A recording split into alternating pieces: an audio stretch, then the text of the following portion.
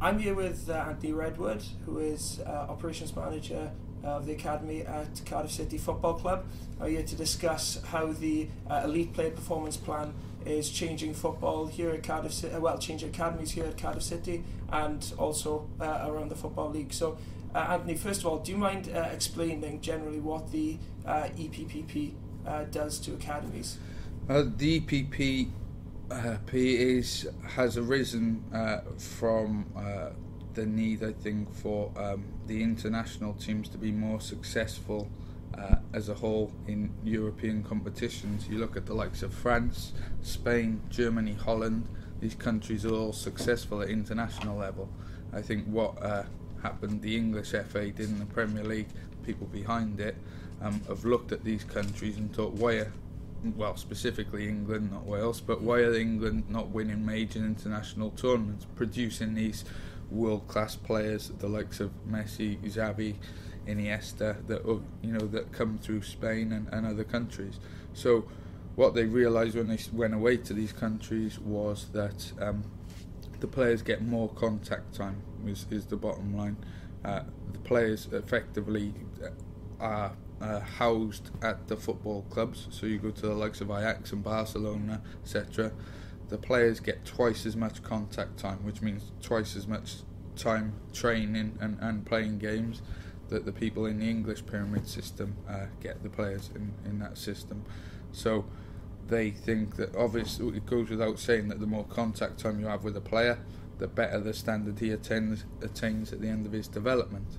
So what the EPP has done is guided clubs to increase their contact time with players, increase their investment in youth football, increase provisions.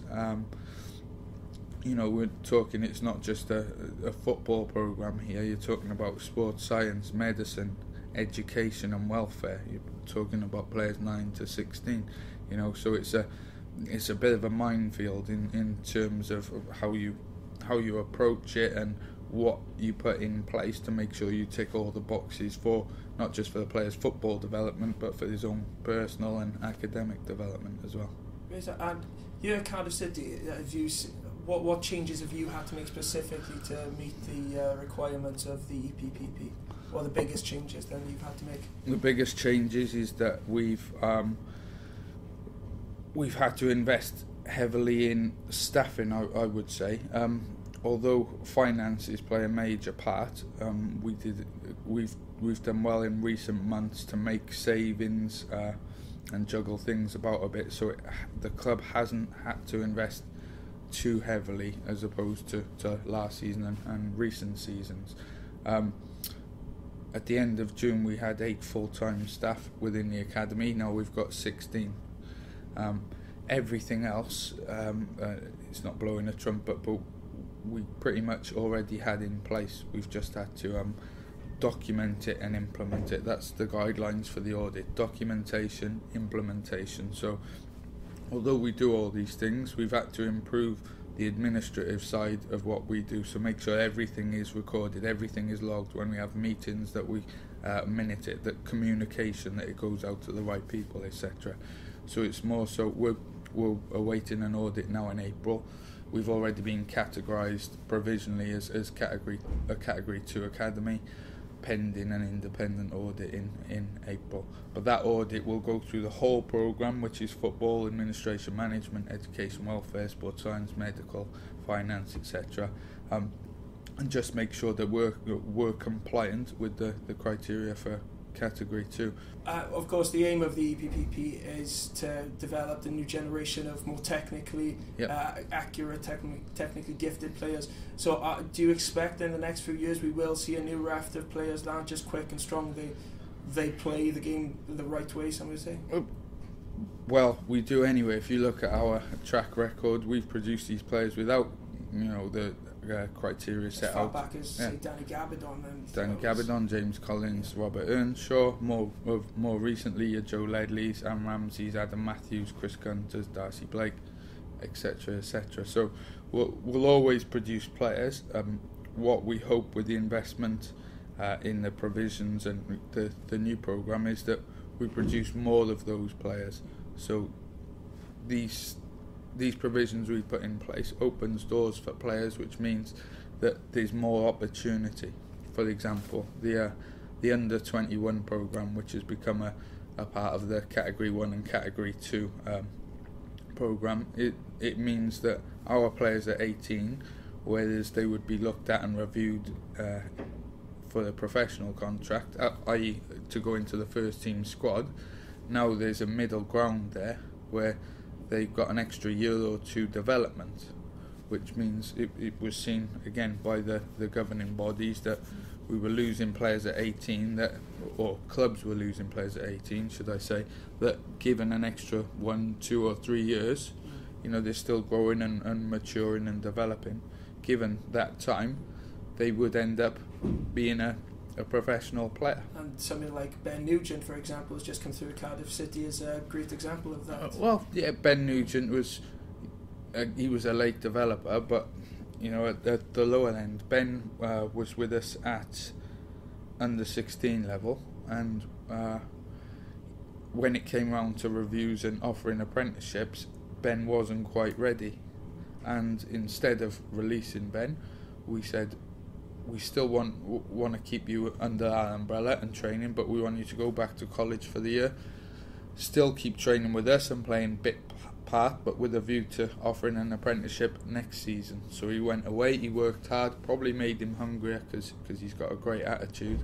He came, and 12 months later when it came to reviews, we offered him an apprenticeship because he was ready, and 2 years later he's finished his apprenticeship. He's just gone into the 21 squad and done well, and obviously in recent weeks he's made his debut, man of the match, he scored the goal. So yeah, it is proof that if you do give them that extra time, then they can develop. Ben could easily have gone off, and we could have let him slip out of our net, so to speak, and he could be playing amateur football somewhere. But we invested the time in his long-term development, should I say. One of the criticisms of academies and youth development schemes in this country has been the way kids work their socks off and then reach age 16 and they're just thrown the scrap heap. Do you think the EPPP does enough to confront that old system? Definitely. I mean, people wouldn't buy into it if it didn't. So the education and welfare provision is huge. We have 2 teachers in our programme on a part-time basis. Our education department is quite vast in terms of staff numbers, and it ties in with our community where they do lots of community initiatives. They get schools in and they do some learning through football, have a tour of the ground so people are educated about the football programme as a whole, as well as doing some technical stuff. Our head of education has actually managed the day release programme which we've got in place. Again, part of the criteria for Category 1 and Category 2 clubs is that the day release means that players come in from school. For example, we use Tuesdays and Thursdays. Today being a Tuesday, I think we've got our 12s, 13s and 14s up at the training ground. They'll train in the morning, education in the afternoon, and maybe train a bit after, and vice versa. They swap around. We've got a classroom ready made up at the training ground, so that way you make sure that they get more football contact time and tick the box. They do their education and their homework so they're not missing out or falling behind in school. And again, if they train again, by the end of the day you've got some more contact time and it hasn't impacted on their academic life, so to speak. We've worked hard to get parents and schools to buy into that, the philosophy, and we've proven that it does work and that it's not impacting on the players. So it's hugely important, especially as you can imagine for players getting 14, 15, 16 GCSE time. It's very hard to manage, but thankfully our head of education is very good, so it's not too much of a problem for us. Looking more generally, the last few weeks Wycombe Wanderers have actually scrapped their academy, saying that they couldn't afford to keep up with EPPP proposals. Is that really moving in the right direction, do you think? Or I don't know too much about that, and I'm not sure where they were categorised, Wycombe Wanderers. But I think the EPPP is designed to suit all clubs. As you say, there's a categorisation system which is 1 to 4. So to scrap your youth programme altogether, I think is criminal for any football club, because I think it's the foundations of the football club, the future of the club. What happened at Wycombe Wanderers, I can't comment on, but certainly I think there is a niche for every football club to fall into, whatever standard of programme you decide to run, whether it's Category 1 with Chelsea and Man United, which is effectively boarding school and play European competition midweek, or whether it's a Category 4, whether it's just you run an under-18 full-time programme and not 9 to 16s. I think Wigan still do that. Wigan Athletic, all they run is a youth team, and they don't run anything from 9 to 16s. They rely on cast-offs, so to speak, from Manchester United, Bolton, Man City, Liverpool, etc. That's how they run their programme. So it's bespoke. What suits what club. Wycombe Wanderers might be in a position where they think, well, we'll do things at the top end and we don't need to invest in the bottom end. Personally, I think that, I'll make no secrets of it. Our budget is, give or take, £1 million a year. If we produce one Aaron Ramsey every 5 years, it pays for itself, because we sold him for £5 million. I worked something out for the chief exec a couple of years, or a year or two so ago, where I worked out that the academy as a business, which is what I am, a business manager, our academy as a business over 8 years is £18 million in profit, because we've spent something like 7 or 8 million and we've recouped monies in the region of I think it's like 26 million, something like that, when you include your Ledleys, Matthews.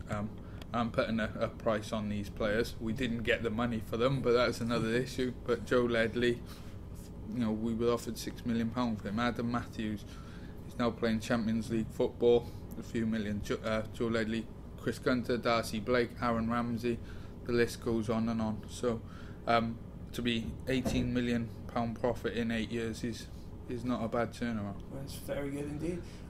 Last question: do you think we are going to see now an improved performance by the home nations in international competitions as a result of this programme?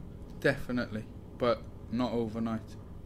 You'll see the clubs and countries will reap the rewards of this 5, 6, 7 years down the line. This year, next year, they won't.